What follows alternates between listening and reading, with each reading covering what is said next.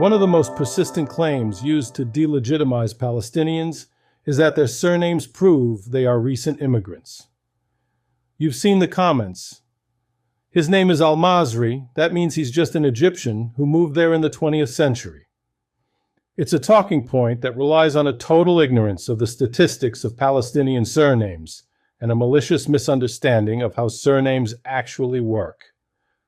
To move past anecdotes, we're looking at a peer-reviewed sociolinguistic study of 8,343 Palestinian family names in the West Bank and Gaza, the most comprehensive analysis of its kind.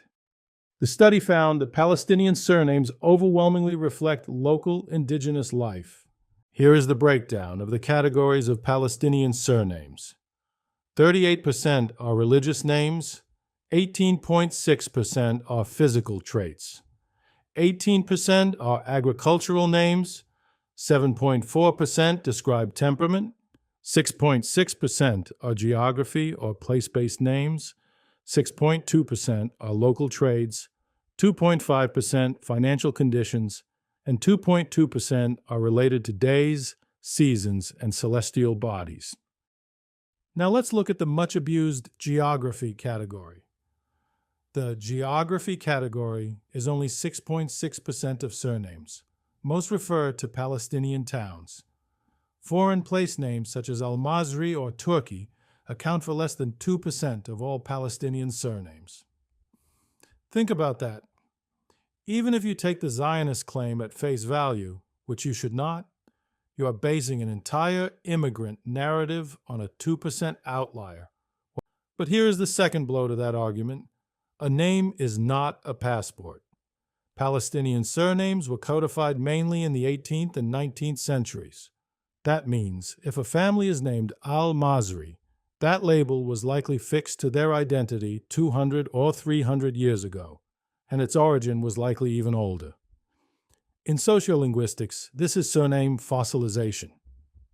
The family name Qasir, which means short stays, Qasir, even if everyone in the family is now 6 feet tall. The physical characteristics described in the surname tell you absolutely nothing about the physical characteristics of the person who bears the name today. A family named Al-Masri stays Al-Masri even after they have lived, farmed, and died in a Palestinian village for 8 generations. These names reflect a distant ancestor who might have acquired the nickname because he traveled to, studied in, or did business with Egypt. It might point to an Egyptian immigrant who married into the family centuries ago, making the modern Al-Masri something like 1/10 of 1% Egyptian. There are 60,000 Americans with the surname French. None of them are French immigrants. They may have had a Norman ancestor in England 1,000 years ago, or someone may have taken the name for status. But even if that ancestor were French, that would leave a barely detectable amount of French DNA in their genome today. Converts to Islam sometimes adopt Arabic names associated with prestigious places or families they have no actual connection to. The boxer Muhammad Ali is a perfect example. The name signified religious identity and honored the Prophet's family. It does not prove Saudi ancestry or an ancestor who was actually an Ali. Using Al-Masri to claim Palestinians are newcomers isn't history, it's sloppy propaganda.